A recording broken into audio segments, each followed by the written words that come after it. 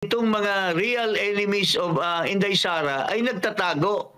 They are being used.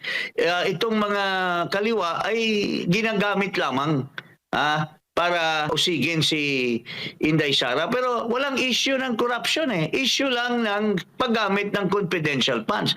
They have not specifically made allegations na binulsa ba ni Inday Sara yung pera. Wala namang allegations na ganun.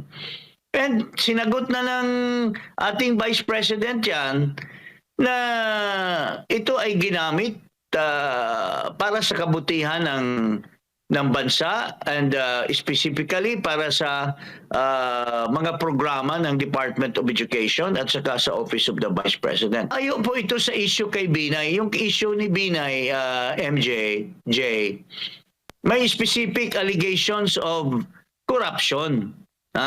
Yung tungkol doon sa overpricing ng building ng City Hall, yung kanyang mga farms, these are specific. But itong mga nag-aakusa ngayon against the use of the confidential funds has not even raised any issue of corruption. It's only a general accusation na ginastos ng ganito, ginastos ng tulad nung nire-raise nilang issue sa Davao City na malaki daw yung nagastos ng ating Vice Presidente nung mayor pa siya.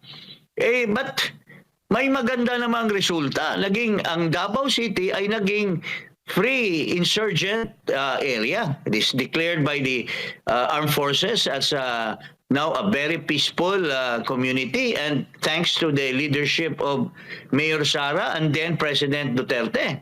So, malayo. Maski ang attempt nila ay gagawa nilang style Binay, pero hindi naman tumalab dahil wala namang issue ng corruption.